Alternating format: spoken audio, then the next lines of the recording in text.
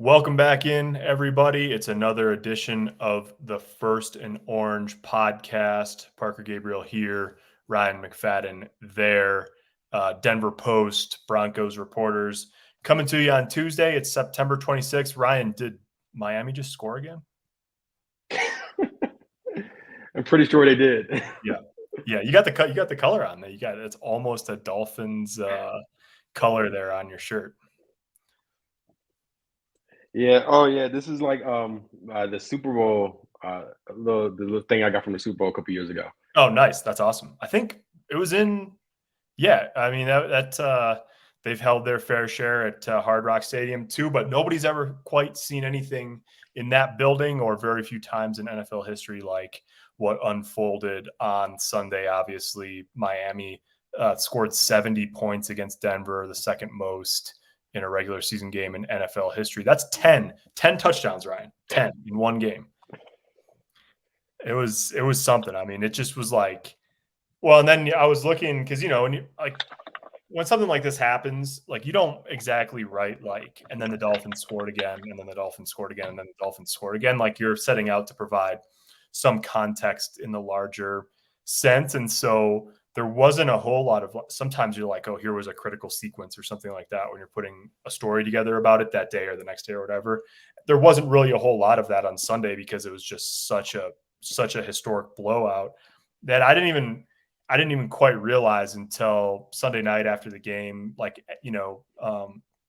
well after the game. And then Monday, as I was going back through stuff, they had two scoring drives of less than 30 seconds and another one of 49 and another one of a minute 20. And the two touchdowns they scored at the end of the half were 22 seconds apart on the clock. So it just was fast and furious. It was an all-timer. And yeah, I mean, Ryan, you've been on the Broncos beat for 3 regular season games now, and you can say you've seen history. Yeah, the Miami Dolphins, I said, one thing to take away, the Miami Dolphins were playing Madden on rookie mode. That's what it looked like.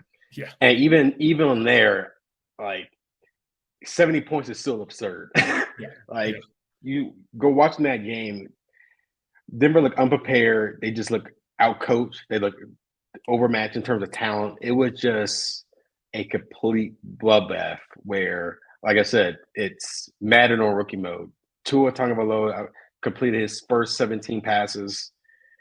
Tyreek Hill just blowing by the secondary. Their run game was just phenomenal. Yeah. Offensive line was the Miami's offensive line was just beating up Denver's defensive line throughout the whole game. It was a complete dominant performance. I didn't expect, going into that game, everyone on the staff predicted the Broncos to lose. Yeah. But to give up 70, that's something where it's like we're at a point where it's crazy to say we're at this point because it's still only 3 games into the season. But you really have to sit here and look at this team and all right, what is next for this team after this? Because just at the end of the day, you're still going to, at the moment, you still have the same guys on your roster. You still have the same coaching staff. You still have Vance Joseph running the defense. So if this is the lowest point, what is next? Yeah. You would think the only way they can go is up after giving up 70 points, but still, you're looking at, they still got to face the Chiefs twice. And it's just, it went from having some form of optimism to it's like, all right, are we at the point where is it time to start looking at mock drafts and start looking at some college football tape to see what Denver can do in the draft in the spring? Yeah, it's amazing how fast it happened. I mean, I think the thing that everybody knew, and I guess a lot of people, like myself included, I think everybody knew that they had to get off to a fast start, just with all of the newness in the building and all of that. And then also because they started with home games against Las Vegas and Washington, as we've talked about a lot over the past few weeks. And it just, I don't know. I mean, I guess maybe the thing is, you say it, but then when you actually see it in practice, it really hits home of how important that fast start was, right? And I think there's this part of my brain that's like, well, it's not sort of all hope is lost yet. But math and history says that in terms of the playoffs, it's just exceedingly unlikely for teams that start 0-3. And it's in part because you can look at stats and all of that, but Sean Payton has talked about this quite a bit, actually, and it's in the inverse, right? He's talked about teams that are good at home. Mike Shanahan had a period of time where they went 31-1 at home. And he said, so, what goes into being a good home team, good road team, good bad weather team? And he's like, the thing that comes before home, road, bad weather is good. Like if you go 31-1 at home, you're not just good at home, you're probably really good as a team. And if you're a good road team, you have a good team. And so that is part of this. It's like, okay, yeah, teams that start 0-3 don't make the playoffs. They've hardly ever made the playoffs. And part of that's because teams that start 0-3 are typically bad, like there's exceptions to that. But by and large, I think what happened was we switched really fast from Denver's not great, but let's see if they can get off to a fast start to put themselves in contention, to instead, like, Denver's off to a bad start. The schedule only gets harder from here, although Miami obviously looks like one of the best teams in the NFL. Overall, it gets harder. And so then this sort of like my assumption on them has flipped a little bit of like, they look like a bad team and they've got many games left in the season to try to prove otherwise.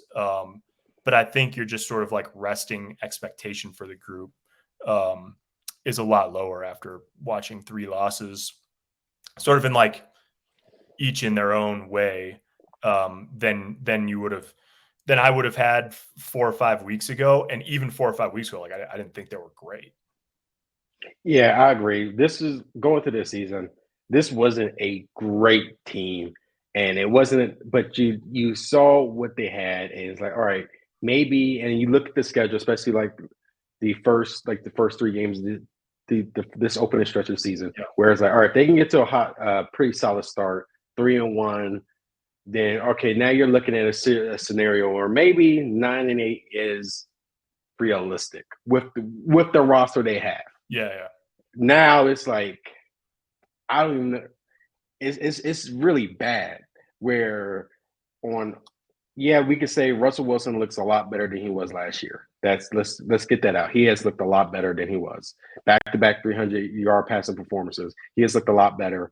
I think we've seen Marvin Mims. I think he looks like a potential star in a way he can impact the game, not only as a receiver, but on special teams as well. Yep. But then you go to the defense. This is a defense they weren't great, but they were solid last year. And now it's like, boom, now they're one of the worst in the league. They have allowed 40 points per game through these 3 games. I think they have allowed the most total yards of any team in the NFL right now. They just like a complete mess. They're not getting any. They're struggling from a pass rush standpoint. You can't put Pat Surtain on both sides of. You can't clone Pat Surtain to have him on both sides. That'd be great. That'd be a lot better if they could. And even then, you saw what Tyreek Hill did to him. So even though Pat Surtain is one of the best in the league, he still has his vulnerable moments, and we saw that on Sunday. So I don't know where this can go. Something tells me, I feel like, where it's like when you look at Sean Payton, I know he came in there with a lot of expectations. Maybe those expectations he did share to the public. He shared publicly. Maybe that was his way of motivating his guys. But you look at his team. I think this is a bigger challenge than he probably this one year. He may be he expected himself. Yeah. And that 70-20 loss, you saw in his face in the press conference. That's what it looked like. Yeah. It looked like he just got the shock of his life, and like it's like, oh, this might be harder than I thought. Yeah. Where everyone going to this year, everyone said, all right, they got Sean Payton. That was the thing. They just needed a coach, and you got him. I think there's more than just putting one of the best offensive mind, one of the best coaches out there to help fix this. And clearly we saw that on Sunday. Yeah, no doubt. And it's like there are this is not to let Denver off the hook in any way. Like they played so bad against a really good team, and it exposed a lot of things about the Broncos that I think you sort of had this suspicion, but it was reinforced. Like Miami's the fastest team in the NFL. Like their actual numbers to verify that. They have Next Gen Stats has like the fastest 5 moving speeds in the entire league for the first 3 weeks. are like 3 different Dolphins players. So they can fly. But you saw the overall lack of athleticism and speed on Denver's defense really, really sort of like exposed. And they have some young guys who are fast and explosive. Like, think about the rookies. Well, Drew Sanders played a lot more. And then you saw the other side of that coin where it's like, yeah, he can move. He's explosive. He's good as a rusher. Maybe he can create a little bit of pressure over the course of the season, but he's not as assignment sure as Alex Singleton and Josie Jewell, who each also have their, obvious strengths and then also limitations. And it was one of those games where it was like everybody's limitations got sort of like, put on display to the max. And so that's not going to be the case every week. Like, there's only been a couple of times where somebody scored 70 points in a game. But, you sort of saw the overall lack of depth, like the safety, the injury situation, safety caught up with them. That's just the reality of the situation. And we'll see, as the week goes on here, where Justin Simmons is at. But it's a muscle injury. It's a hip injury. And so you just don't know how fast he's going to come back from that. I don't know. I mean, he's a really good player and he played fine the first 2 weeks. I don't know if he's still favoring the groin strain that he had in camp. He wasn't on the injury report for what that's worth.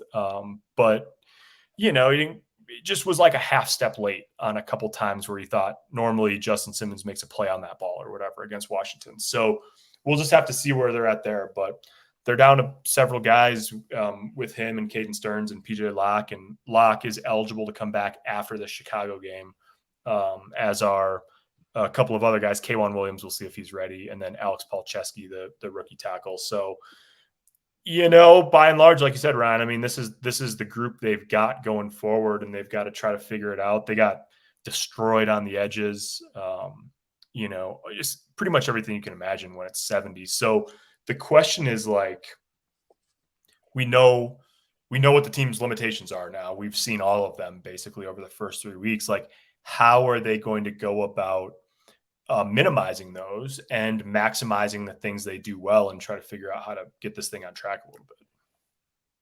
Yeah, I think that's going to be that's going to be a key for them because, like you said, they lack the athleticism, they lack the speed on defense, and they're just this is something where the coach staff is going to have to get together and just try to figure this out, whether it's changing up the game plan a bit. But yeah, there's a lot of weaknesses on this team that Miami just just exploited. Even Quinn Minher, right guard Quinn Minher, said the same thing. He said other teams are going to look at that tape and see what we did wrong and try to attack that. Yeah, in the locker room after the game, Alex Singleton said, if I was Chicago, I'd install all the stuff Miami did and run the exact same 15-play script to open the game and see if we've gotten better. Yeah, they really got exposed, and it's something that it was surprising how it went. Yeah, it was. That's what it was. We knew, like, them putting up an L. I wasn't surprised by that. That Miami has one of the best offenses in the league. They look like a Super Bowl contender. Mike McDaniel is a freaking genius. Tua Tagovailoa. I know he's got a lot of hate in the past, but he's for real. Yeah. Tyreek Hill's one of the best receivers in the league. You have to give it to them. They are a very talented team and way more talented than the Broncos. But to allow 10 touchdowns and 70 points, that's absurd. I think that's where you have to look back and just, like Sean Payton said, you have to look inwardly. And this is something where they're going to have to look at themselves and come together and figure out, all right, how are we going to steer this ship back in the right direction? This is because that's where they're at. Because I feel like they have a break coming up with Chicago, but if they lose to Chicago, then I feel like it's that if you lose to Chicago, I think that's where the fan base had enough. And you kind of have to sit there and look at, all right, what direction do we go next? you have to make the decision whether if the defense continues to regress, then you have to say, all right, it's someone like Vance Joseph going by the bye week. Then you have to look at players on the team, or do we need to go shop some players in the market to get some future draft picks? So I think this game is, to me, I guess Chicago Bears huge. If they lose to the Bears, then I feel like the ship has sunk. Yeah, no doubt. And that's sort of the next, let's talk about that. I just want to make one point before we move on from Miami, and I think Broncos fans probably, if it never gets talked about again, they'll be happy with that. But the thing, for as bad as Denver played and for the way it got covered here, which it should have, as a calamity and all of that, like, just also a note of appreciation for, like you said, what Mike McDaniel's doing, because it's awesome. And he grew up here in the Denver area. He grew up a Broncos fan. He got a job as a ball boy and then as an intern with Mike Shanahan. And, Mike's got his own kid who's a pretty good NFL coach, Kyle, out in San Francisco. But Mike McDaniel, with the stuff they do in the run game and the wide zone and the way they capture the edge and pin you in, and basically they just put you in hell, with all of the motion and all of the movement and the way their receivers block. It's beautiful to watch. It really is. And so he's doing the OG of that offensive system, Mike Shanahan, proud with the way it's going. And it was fully at the Broncos' expense on Sunday. So that sets up, as you said, Ryan, the battle of 0-3s. 2 games in the NFL. There's 4 0-3 teams left. They each play each other this next weekend. The other one's Minnesota and Carolina, I think. And so there will only be 2 0-4 teams after this weekend. And I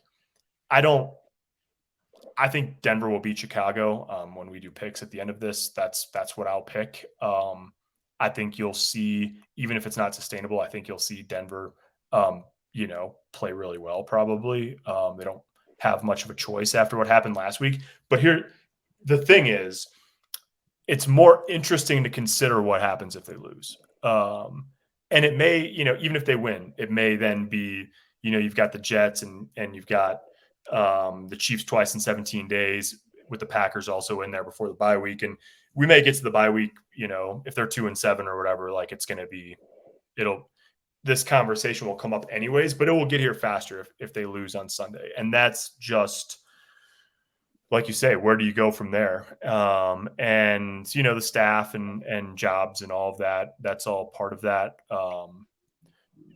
Front office, all of that's in play. All of it's in play, except for probably Sean, right? I mean, like, they made him one of the highest paid coaches in the NFL.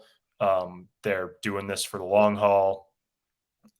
As long as he, wants to be the coach after this year, he'll be back. So that's sort of like the table set there. But the more interesting thing is on the player front, because, if you're way out of it, they've got their first round pick. So wherever they end up that way, they've got their first round pick, whether that's number 1 or number 7 or number 15 or whatever. They traded their second round pick to New Orleans as part of the Payton deal. And then they got New Orleans' third round pick. It was like a swap. But then they traded the lower of their own and New Orleans' third round pick to move up in the draft to take Riley Moss. So all of that ends up being, they've got their first round pick and they've got a third round pick. And then normal set pretty much after that. So that's not a big war chest to go into what could end up being a full rebuild, right? Especially if this year goes way off the rails. So that leads you to, at the trade deadline, and maybe after the season too, but at the trade deadline, like, is a team looking for a really good safety in Justin Simmons? Is a team looking for a receiver or a veteran edge player like Frank Clark? If he's healthy, like, he's not going to bring you back a lot, but he's on a 1-year deal. There's no long-term commitment. And he's shown that when the chips are down and the games matter, he can be a productive player. Teams always need edge help. So there's all of these guys. There's a bunch of guys, pick a guy who doesn't have a lot, who makes a lot of money and doesn't have a lot of guarantees left. And he could end up being in consideration.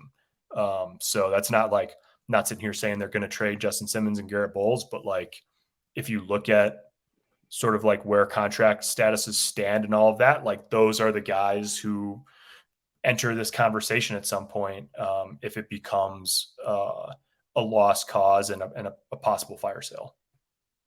Yeah, I agree. And if it gets to that point, I think teams will be calling for Justin Simmons, especially depending on his health. He's probably one. You probably get quite a few picks for someone like Justin Simmons. Justin Simmons caliber, and I feel like someone like Sean, he's gonna have to sit there and ask himself that question as well. Like Sean Payton talks about, like he wants to win, he wants to get the ball rolling right away. But if this is bad, it might flip around where instead of you're trying to win right away and you're possibly leading a rebuild. And that's where we're at. And that's why I said this game against Chicago is very important. And because that's what could happen. Like they go 0-4 to the Chicago Bears. Yeah. Where it's not like you're going 0-4. If this was Chiefs week, all right, we might have a different conversation because it's the Chiefs. But this is Chicago Bears. If you lose to Chicago Bears, then that discussion needs to be had, and to figure it out. Like we're top. Like Sean Payton, to me, Sean Payton is safe. Like Sean Payton walked into this. He walked into this. Ownership brought him in to try to clean this up. But it could be a position where the only way you can clean it up is to do a fire sale, to rebuild and start over. That might be the way Denver has to clean it up. As bad as a lot of fans might not want to go through that might be the inevitable if they can't pull off a win. To me, if they can't pull off a win against Chicago, if they can't pull off a win against the Jets with Zach Wilson as the quarterback, you really have to sit there and look at this franchise like, all right, they might be beyond saving. And when you watch Sunday, that's what it looked like. This is like a franchise that's beyond saving. No matter how many yards Russell Wilson is throwing, there's still a lot of flaws within this team. And to me, you have to wonder, is the only way to get rid of those flaws is just to boom, blow it up. And neither of us, I mean, I've been here a year, my second season on the beat, your first season on the beat, so we didn't witness this in person. But the Broncos have had a couple of spots where they could have sort of started that process since Peyton Manning retired, and they've put it off. They haven't done it. They tried to hold it together. They haven't made the playoffs since then. But so like the bottom line on that is it hasn't worked. And so like last year the Broncos started 2-1. So it was a different tenor after 3 weeks. But even by week 4 last year, it was very clear that the offense wasn't playing well, right? I mean, it was actually funny enough. It was sort of similar to the way the Broncos defense is playing this year. It wasn't quite that cataclysmic right away, but they played pretty well against Seattle in week 1, and then they just really struggled. They struggled with Houston week 2. San Francisco was the best defense in the league, and they won that game. And so you're sort of like, hey, look, they scored 11 points, but they won. So, take it. And they had a chance week 4 to get to 3-1 and push Vegas to winless at 0-4. And they lost in Las Vegas. And that was the start of the big slide. And they went, 3-11 the rest of the way. Yeah, 3-11 the rest of the way. So, that was kind of but even then they got to London and they won to get to 3-5 going into the bye week. And Hackett he wanted to try to hold it together. He's like, I think we're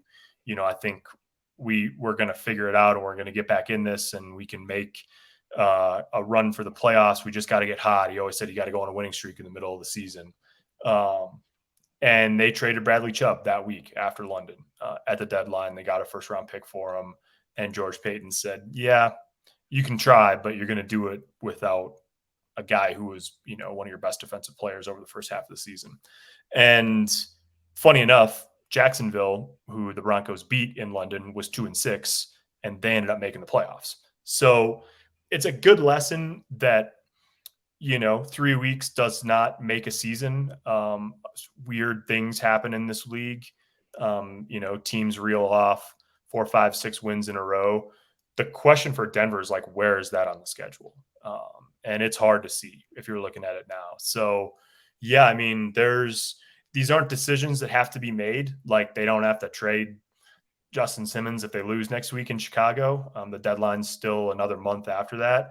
But it's definitely going to feel like that's the inevitable conclusion here if they're 0-4. And frankly, like, yeah, we'll see. I mean, if they win the next 2 weeks against Chicago and the Jets, then you're sort of like, okay, let's see it against the Chiefs and the Packers, right? Before you really buy that it's something sustainable, that there's some sort of sustainable progress being made.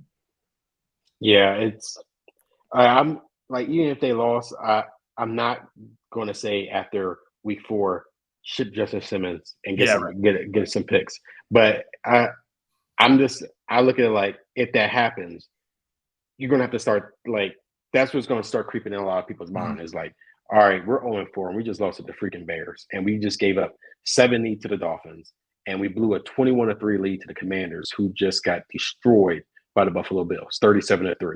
Buffalo has taken each of Denver's first 2 losses. They destroyed Vegas in week 2, and then they destroyed Washington in week 3 after the Broncos lost each. And the Broncos still have them on their schedule when they play them in Buffalo on November. Yeah. So, like you said, it's hard when you look at the schedule after this stretch. It's hard to find a stretch where you can say they can reel off 3 or 4 games, and boom, they're right back in it. Yep. Like, now you're basically asking the Denver Broncos to win one of those Kansas City Chiefs games. That's where we're at. If that's where Denver, and that's what Denver needs to do, they're going to have to win one of those Kansas City Chiefs games. And after seeing what Miami did with them on offense, I go like, Patrick Mahomes, I'm not saying they're going to put up 70. I don't think that's going to happen again. Right. But Patrick Mahomes and company are going to give them a lot of problems. Yeah, it's going to be interesting. It is way too easy, Ryan, to just spew off a bunch of hot takes about the NFL and the Broncos and the Dolphins after you watch something like that. But San Francisco might have the biggest say so far if you're looking at whose offense is on par with Miami's in the NFL. Like, Mahomes, all-time great. There's no doubt about it. And it sounds funny coming from some guy that covers the Broncos because, here we're obviously not fans, but here there's a lot of rushing anytime things aren't perfect in Kansas City to say like, oh, see, they're fallible, they're not this, they're not that. But like, Mahomes is like, he's that guy. Like, he's an all-time great already, and he's like 28. They've won the division 7 years in a row, and they probably will again this year, and all of that. This year, 2023, Miami's offense might be better than Kansas City's. I think so. It's sort of like Kerry Colbert told me, we were talking about wide receivers the other day. He said, you just put your head down and see where you're at the end of the season. That's how it'll play out. But man, I mean, that Miami offense is special, and they've got the backs that fit the system. Devin Achane, the rookie, looks special. That was his first real extended action last week against Denver, and he had 205 yards and 4 touchdowns or something like that. So that's an amazing offense. And if they ended up playing in the Super Bowl against San Francisco, not only would Mike Shanahan be a very happy guy, but it might be like 41-40. Oh yeah. And we got to remind ourselves this about that Dolphins offense. They put up 70 with Jalen Waddle, their second best wide receiver, not playing. That's incredible. Yeah. So they did that, and they didn't have Jalen Waddle out there. That team is. You gotta give them credit. That's a special team. That's a special offense. Like, all around, that offense is just tremendous. They're very fun to watch. Yeah. Like, as much as it pained a lot of Broncos fans to watch their team get blown out the way they did. When you look back and watch some of the things that the Dolphins were doing offensively, they're a fun group to watch. Yeah. And they have a lot of talented players that I think they're going to be special, and they all fit the system. And the thing about it, Ryan, is like they are just built on speed. Like at the end of the day, they have speed, rare speed that not a lot of teams have. And you see signs of that on offense with the Broncos. They're not fast like Miami's fast, but you see that with guys like Marvin Mims, like Brandon Johnson can really run. Judy's like that. Jaleel McLaughlin has some of that in him. And we haven't, so that's sort of like what we've been talking about with the Broncos offense the whole year is they're obviously not like that. But you've sort of seen these signs of like promise. You've seen stretches where they've played really well, some stretches where they've played really bad, but you can teach, technique in getting off man coverage, and you can teach technique of, trying to get guys to learn how to get better at pressing a hole and making a cut, but you cannot teach a guy to run 4-3-1. You just can't. It doesn't work like that. So Miami's just got it in droves. And yeah, Denver doesn't. Probably not going to be a lot of people fawning over either of the teams on the field Sunday, Ryan, at least not the game we'll be paying attention to. But what do you got before we get going here this week? What do you got? Bears, Broncos, the Windy City, Sunday in the early time slot. I'm going 23. I'm going to say 23-14 Denver. That's where I'm going to go. All right. I think it's not going to be pretty. It's going to be closer than it should be. Denver's offense, I think Denver's offense is, from what we've seen, they're capable of beating the Bears by 2 touchdowns. I don't see that happening. So I think you're going to get a Chicago Bears team, just like similar to the Denver Broncos, with a lot to prove, being 0-3 as well.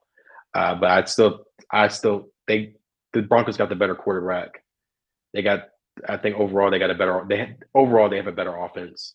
And I think the defense should look a little bit better going against the Bears, but I think it's still going to be closer than it's going to be closer than it should be. So that's why I'm going 23-16. One matchup to watch will be Pat Surtain and DJ Moore. DJ Moore last year in Carolina was one of the few receivers who got the better of Pat over the year. It was late in the season, and it was getting bad already for Denver. But I would bet that Surtain will have some, get back on the minds, not only with DJ Moore, but after the way, they all played last week. I'm going to go out on a limb a little bit, Ryan. I think if there's a game on the schedule where, unless the team's really just already sort of like over the Sean Payton message, which I don't know if that's impossible, but I don't think it's all the way there at this point. I really don't. So I think Denver's I think they'll play well. And I think they're going to hammer Chicago. I could be spectacularly wrong on this. But I'm saying 35-17. Like, I think it's the day that the Broncos offense comes together. I don't think it's going to last. Like, I don't think it's the start of some big turnaround this season, but it's just one of those, like, you got embarrassed. You've been the laughing stock of the league for an entire week, and you're capable on offense. And so I think it comes through at least for a week. The Jets are a whole nother story. But yeah, if there's a game on the schedule for it to happen, this is it. So I'm saying a breakout game, at least a momentary breakout game for Denver, 35-17. And we put away the tank for Caleb Williams talk for at least. For a week, yep. For a week, yeah. And then after that, who knows? But we'll talk about that next week.